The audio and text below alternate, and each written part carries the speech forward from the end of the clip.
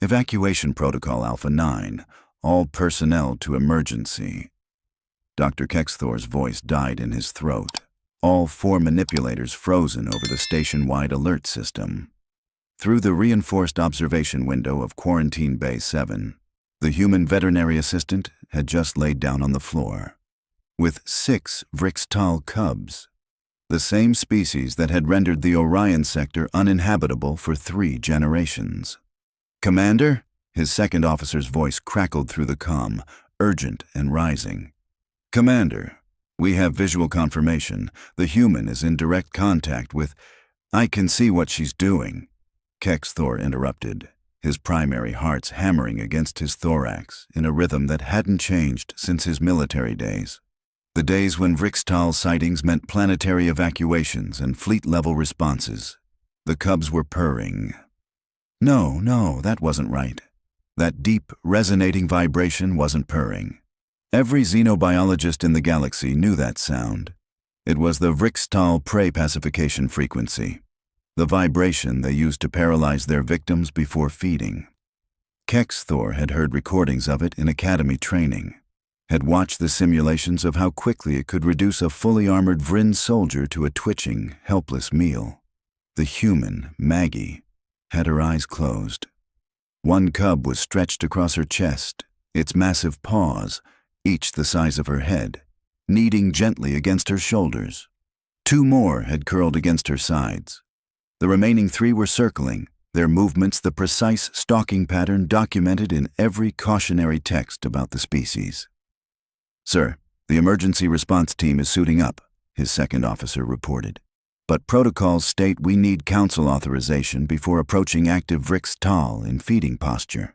The insurance carrier has already severed our coverage. I have Ambassador Threll Quinn on priority channel 1, and she's—" "Put her through." The ambassador's face materialized on his secondary screen, her crest fully extended in diplomatic alarm. "Commander, I've just received word from the Vrixtal homeworld. Those cubs are the grandchildren of matriarch Zix Ara. Do you understand what that means? Those aren't just any cubs. They're direct heirs to the most powerful hunting clan in their species. If they die on your station—" "They're not dying," Kexthor said, his eyes fixed on the scene below. They're settling." Silence on the comm. Then, settling. "Commander, Vrixtal cubs don't settle. They hunt, they kill, or they starve. Those are the only documented behaviors for juveniles of their—" The human shifted slightly, and every alarm in Kexthor's head screamed. But she was just adjusting her position, one arm coming up to gently rest across the cub on her chest. The massive predator, easily capable of tearing through reinforced hull plating, nuzzled closer to her touch. "Commander," his second officer's voice had gone very quiet. "The station AI just calculated probability of the human's survival. It gives her 2.3 minutes before the cubs enter active feeding stage." Kexthor checked his chronometer. Started counting. 2 minutes passed. 3. The human was still breathing steadily, her chest rising and falling beneath the weight of the cub. If anything, she looked relaxed, comfortable even. "Someone get me Dr. Nixavel," Kexthor said. "I don't care if he's in the middle of surgery. I need the galaxy's foremost Vrixtal specialist down here now." "Sir, he's already on approach vector. He heard about the situation and commandeered a council fast ship. ETA 4 minutes. 4 minutes felt like 4 hours.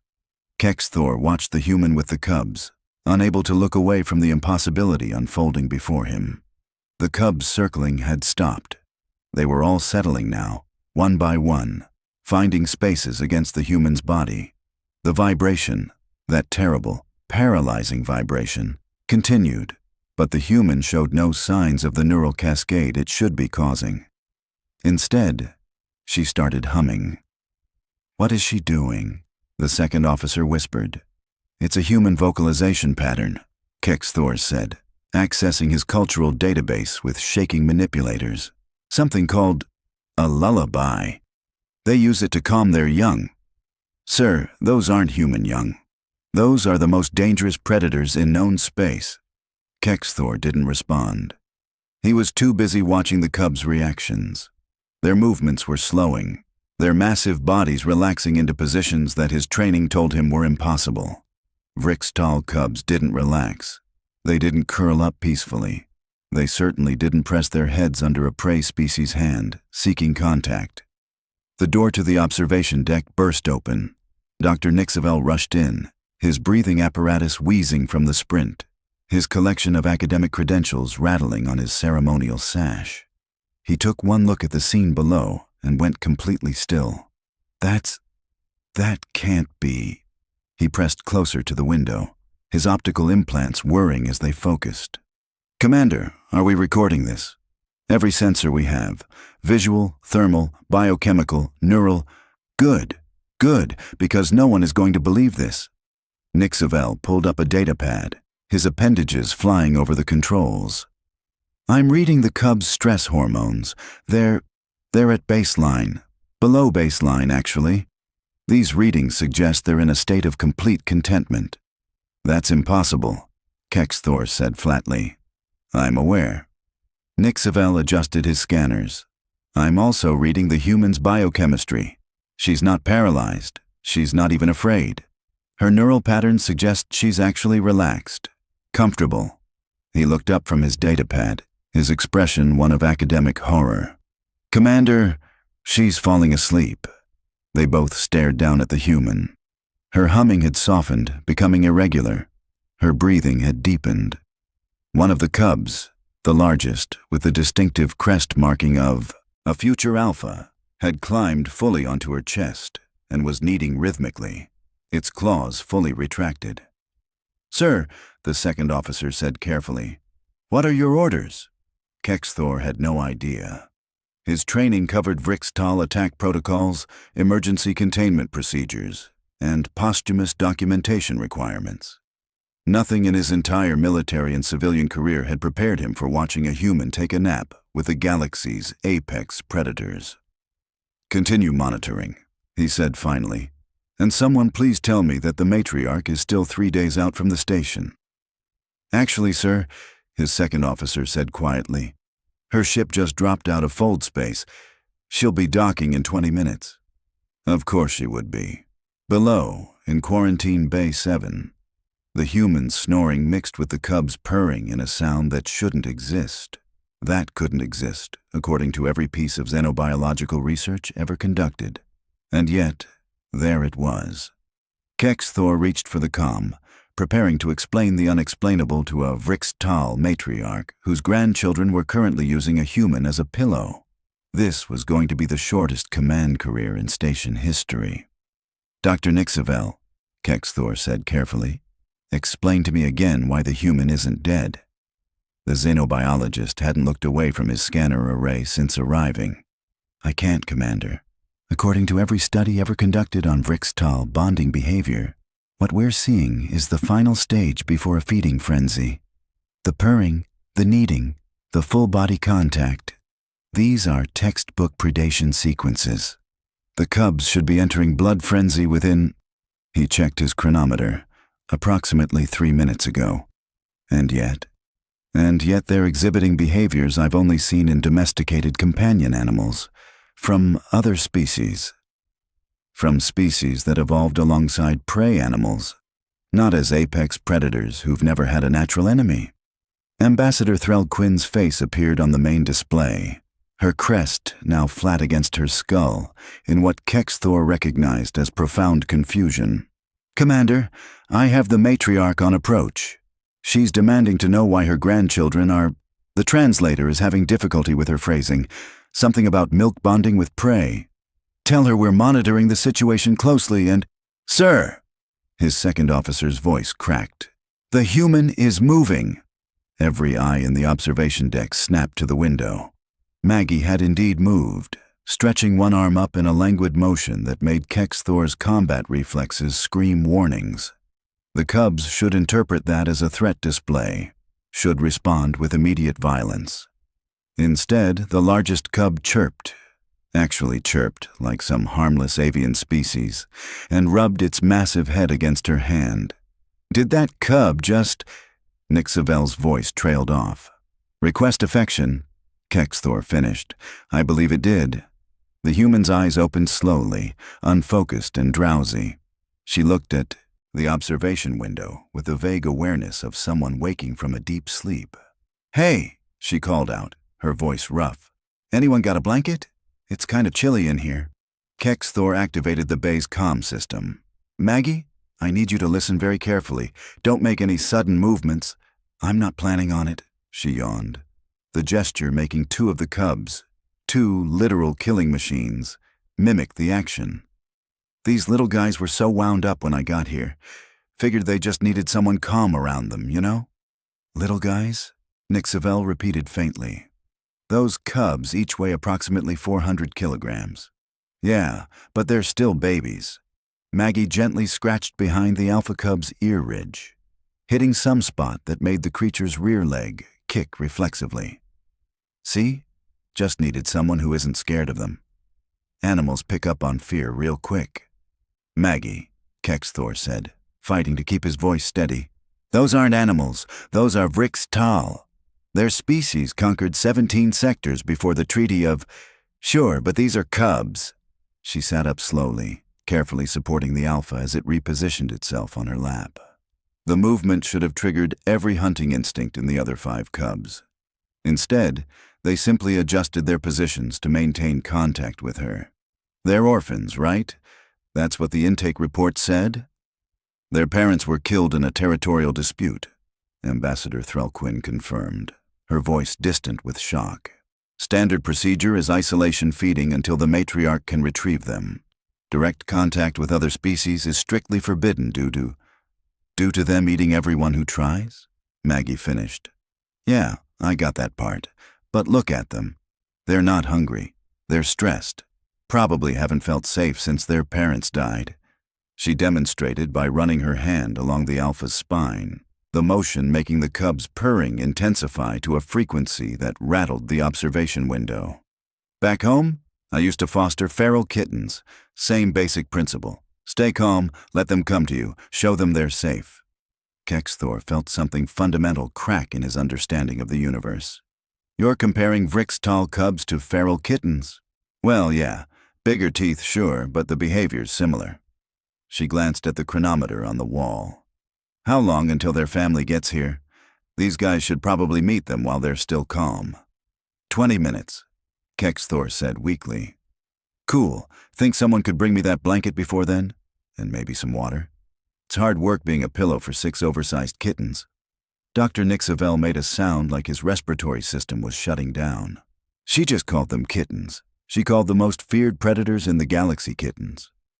On screen, Ambassador Threlquin was frantically composing what Kexthor assumed was her resignation letter.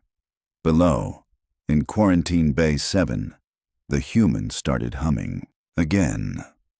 The cubs, the unstoppable killing machines that had caused 3 civilizations to develop faster-than-light travel purely to escape them, began falling back asleep. "Someone get me that blanket," Kexthor said quietly, "and someone else start documenting this. Because when I report this to the Council, I need proof that I'm not having a complete psychotic break." The matriarch arrived like a storm-given form. Zixara swept through the docking bay with an honor guard of 12 full-grown Vrix Tal warriors, each one capable of tearing through hull plating with their bare claws. Station personnel scattered. Kexthor stood his ground purely because his legs had forgotten how to move. "Where?" The matriarch's voice resonated through 3 different frequency ranges simultaneously. "Are my grandchildren?" "Quarantine Bay 7, matriarch," Kexthor managed. "But I need to explain the situation before..." She was already moving, her warriors flowing behind her like a deadly tide. Kexthor and Nixavel scrambled to keep up, the xenobiologist frantically pulling up data on his portable scanner. "Matriarch, please understand that the cubs are in an unprecedented situation," Nixavel wheezed. "We've documented behavioral patterns that contradict every established..."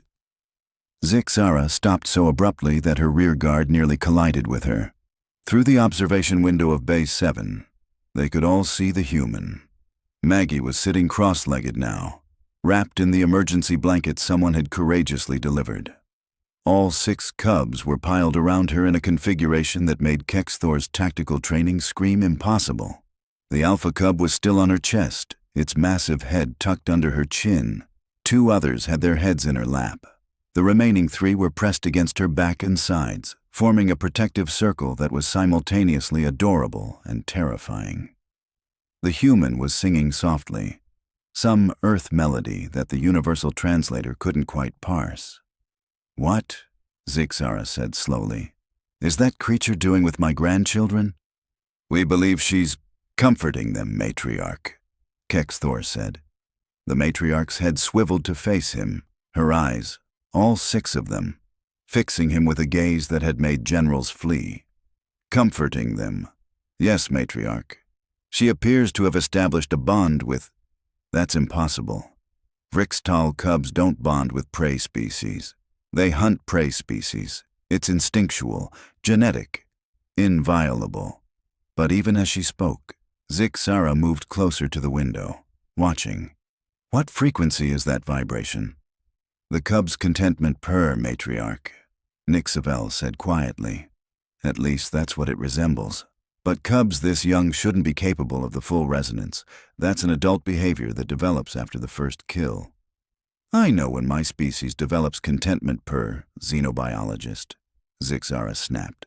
But her attention was fixed on the scene below. One of the cubs, her daughter's youngest, stirred and made a distressed sound. The human immediately shifted, adjusting her position to better support the cub's weight, murmuring something soothing. The cub settled instantly. "How long has this been occurring?" the matriarch asked. Kexthor checked his chronometer. 47 minutes, matriarch." 47? Zixara's crest flattened completely. "Do you understand what you're telling me, Commander? The longest any other species has survived direct contact with our cubs is 4 minutes. The record was held by a Dantari combat specialist in full armor. He lasted 4 minutes and 12 seconds before the cubs breached his suit. We're aware, matriarch. And this soft creature with no armor, no weapons, no protective field." Zixara pressed closer to the window. "She's asleep again. She fell asleep with 6 hunting cubs." "Yes, matriarch." A long silence stretched across the observation deck. Finally, Zixara spoke, her voice carrying something Kexthor had never expected to hear from a Vrixtal matriarch: uncertainty. "I don't understand what I'm seeing." Dr. Nixvel stepped forward, his academic courage apparently overriding his survival instincts. "Neither do we, matriarch. Every principle of xenobiology says this shouldn't be possible. The human has no natural defenses, no biochemical deterrents, no evolved resistance to your species' predation patterns. By all rights, she should have been killed the moment the cubs made contact. Then, why wasn't she? We don't know. She claims she's treating them like feral kittens from her homeworld. Whatever that means." Zixara's attention snapped back to the window. One of the cubs had woken and was attempting to climb higher on the human's chest, its claws, each one capable of punching through ceramic plating, extended for grip. The human's hand came up, gently redirecting the cub's paws. "Careful with those, sweetie." Maggie's voice came through the bay speakers. "Use your toe beans, not your murder mittens." Ambassador Threlquin appeared on the display screen, her expression suggesting she'd given up on understanding anything. "Commander, I have 17 different council representatives demanding explanations. What do I tell them?" Kexthor looked at the matriarch, at the xenobiologist, at the impossible scene in the quarantine bay. "Tell them," he said slowly, "that we're rewriting the textbooks." "I need to speak with the human," Zixara said suddenly. Kexthor felt his primary heart skip. "Matriarch, if we open the bay while the cubs are in this state, then we open it carefully." The matriarch's tone left no room for argument. "Commander, my grandchildren have been inconsolable since their parents' death. 3 of our finest cub minders attempted to comfort them. All 3 are currently in regeneration tanks. If this human has discovered something we haven't—" She trailed off, a vulnerability showing through that Kexthor suspected few had. ever witnessed. I would know how she did it. The bay door opened with a pneumatic hiss. Every weapon on the station trained on the opening, just in case. Zixara entered alone, moving with the careful precision of a predator approaching something it didn't understand. Maggie looked up, blinked sleepily, and smiled. "Oh, hey, you must be Grandma. These little ones have your eyes." The entire observation deck held its collective breath. Zixara stared at the human for a long moment. Then, slowly, she settled into a resting posture. Not aggressive, not submissive, simply present. "You are not afraid of me. Should I be?" Maggie adjusted the blanket around the cubs. "Your family coming to pick up the babies. That's a good thing. Most species flee from adult Vrixtal on instinct. Yeah, well, most species probably didn't grow up with a Rottweiler named Princess." Maggie grinned. "Besides, I figure if you wanted to hurt me, you'd have done it already. And these little guys seem to think you're pretty great." She gestured to the cubs, several of whom had perked up at their grandmother's scent, but made no move to leave the human. "They won't come to me," Zixara said quietly. "They're scared," Maggie said simply. "Losing parents is traumatic. They probably associate other Vrixtal with that trauma right now. Give them time." Our cub minders tried to give them time. In proper isolation chambers with cold, sterile environments and no physical contact. Maggie interrupted gently. "Yeah, I read the intake protocols while waiting for these guys to calm down. No offense, but that's exactly backwards for scared babies." Nixivel's voice crackled through the calm. "Matriarch, the human may be correct. Our standard protocols focus on safety and containment, but neglect the emotional needs of—" "I am aware of our protocols, xenobiologist. I helped write them." Zixara's attention remained fixed on Maggie. "What did you do differently?" "I sat down and let them come to me." Maggie scratched behind the alpha's ear ridge again, making the cub's leg kick. "Made myself safe. Stayed calm. Showed them that somebody wasn't afraid of them, wasn't going to hurt them, and wasn't going anywhere." She paused. "And I didn't treat them like dangerous weapons. I treated them like scared kids who needed a nap and some cuddles." "That's all?" Zixara sounded incredulous. "Sometimes that's everything." Maggie looked down at the cubs piled around her. "Want to try something? Come sit over here, nice and slow. Don't try to grab them or demand attention. Just be present. Be safe." Kexthor watched through the window as the matriarch of the most feared species in the galaxy took instruction from a human veterinary assistant. Zixara moved closer, settled beside Maggie with careful deliberation. "Now what?" the matriarch asked. "Now we wait," Maggie said. "Let them decide when they're ready." 3 minutes passed, 5, then the smallest, cub, the one that had been most traumatized, according to reports, lifted its head, sniffed cautiously at Zixara, took a tentative step toward her. The matriarch went perfectly still. The cub climbed into Zixara's lap, curled up, and began purring. "There we go," Maggie said softly. "See? They just needed to feel safe first." One by one, the other cubs began migrating toward their grandmother, though several kept physical contact with the human, as if she were a security blanket they weren't quite ready to release. "How did you know this would work?" Zixara asked, her voice rough with emotion as she gathered her grandchildren close. Maggie shrugged. "It's not really complicated. Scared kids need to feel safe before they can trust again. Doesn't matter if they're human kids, feral kittens, or space tigers. Fear is fear, and safety is safety." In the observation deck, Nixivel was frantically recording every word. Ambassador Threlquin had her head in her hands. Kexthor just watched as decades of xenobiological protocol crumbled in the face of simple compassion. "Space tigers?" Zixara repeated. "Yeah, you know, stripes, big teeth, apex predators." Maggie grinned. "Really cute when they're sleeping." The matriarch looked at the human for a long moment. Then, impossibly, She laughed. The council session 3 days later was, in Kex Thor's professional opinion, complete chaos.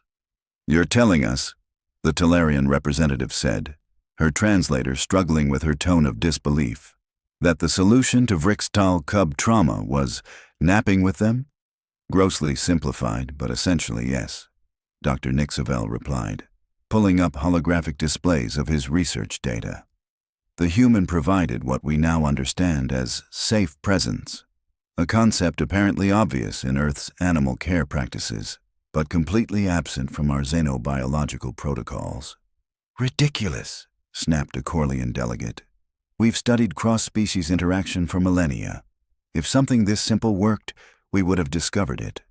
"With respect," Ambassador Threlquin interjected smoothly, "our protocols were developed by species who evolved with natural predators. We approach dangerous species with caution because caution keeps us alive. Humans apparently evolved as endurance hunters. They understand predators differently because they are predators. They just happen to be very nurturing predators." Kex Thor watched the debate continue, his attention divided between the council feed and the live surveillance of Quarantine Bay 7. Maggie was back in the bay, this time with a Krillix juvenile that had been deemed untrainable and dangerous by 3 different handler facilities. She was playing fetch with it. The Krillix, a species known for its aggressive territoriality and violent rejection of any training attempts, was enthusiastically retrieving a rubber ball and returning it to the human's hand. Its handler's guide listed 17 different specialists who had attempted contact. 17 specialists who were now in various stages of medical recovery. "Commander," his second officer approached cautiously, "we have another request. The Zenthari Hive Mother wants to know if the human can help with their adolescent drones. Apparently they've been in a developmental aggression phase for 6 months and nothing's working." "Add them to the list," Kex Thor sighed. "We're currently at 43 requests from 17 different species. 44 now. The Vryn Military Academy just submitted a formal inquiry about human consultation for their War Beast training program." On screen, Maggie threw the ball again. The Krillix bounded after it with what could only be described as joy, an emotion previously undocumented in the species. "You know what the strangest part is?" Kex Thor said quietly. "She doesn't think she's doing anything special. I asked her yesterday how she manages these impossible connections. She said, and I quote, 'I just treat them like they're somebody's beloved pet having a bad day.'" His second officer made a thoughtful sound. "Perhaps that's exactly why it works. She doesn't see dangerous creatures. She sees individuals who need help." The bay door opened and Zixara entered, 3 of her grandchildren trailing behind her.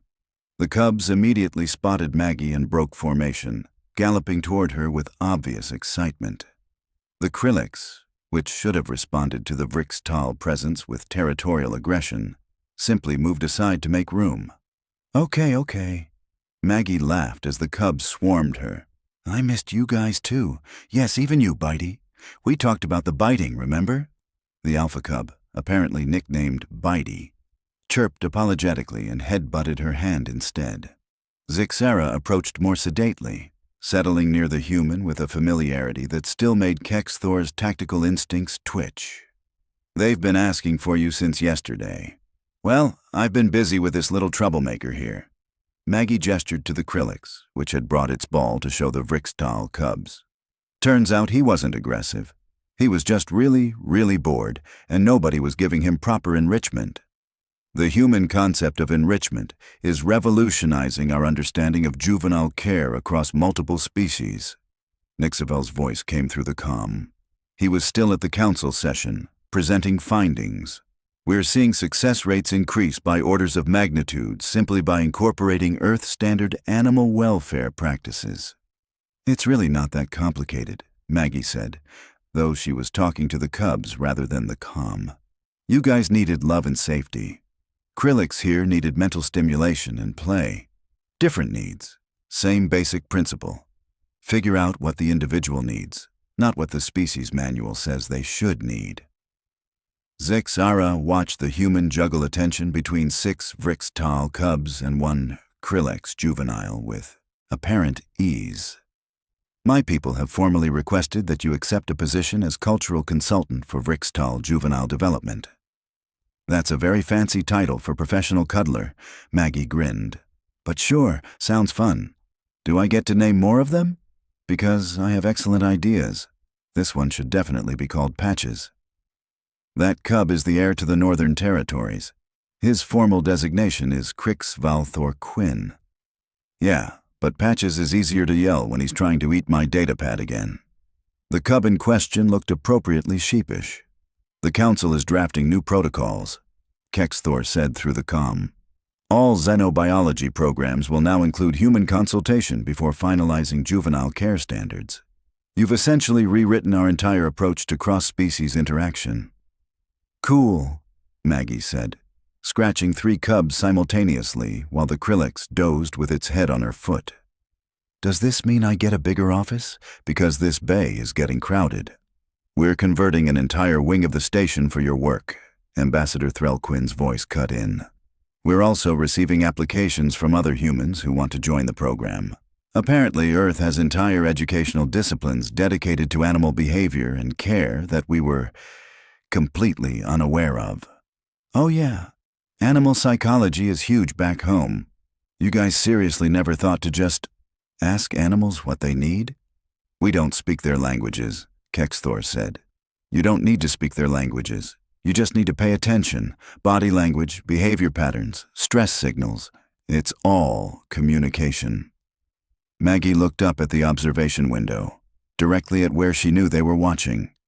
Honestly, the weirdest part about this job is that everyone keeps acting like basic empathy is some kind of superpower. The council chamber fell silent on the other end of the comm. Perhaps, Nixavel said finally. That says more about us than it does about you. Maggie shrugged and returned her attention to the cubs, who were now engaged in what appeared to be a wrestling match with the Krillix. All of them carefully moderating their strength in a way that handlers had insisted was impossible for juveniles. All right, you little monsters, she said, standing and stretching. Nap time. Come on, everyone pick a spot. The cubs and the Krillix immediately began settling around her as she sat back down, arranging themselves with the practiced efficiency of regular routine. Within minutes, the sound of purring and content breathing filled the bay. Kexthor ended the council feed and just watched.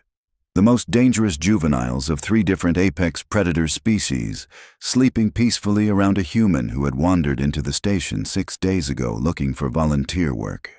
Sir, his second officer said quietly, for what it's worth, I think we might have been wrong about a lot of things. Most definitely, Kexthor agreed, but at least we're learning. In Quarantine Bay 7, Maggie yawned, adjusted her position to better support the Alpha Cub's weight, and settled in for another nap. The purring intensified. A sound that had once meant terror and death, now simply meaning contentment and safety. Hey, Commander, Maggie's drowsy voice came through the comm one last time. When's my next shift? Someone mentioned something about baby Thoraxians being difficult. Kexthor checked the schedule. The Thoraxian hatchlings had a mortality rate of 60% due to their rejection of all artificial rearing attempts. Tomorrow at 0800, he said. Think you can handle it? Are they cute? They're spiky.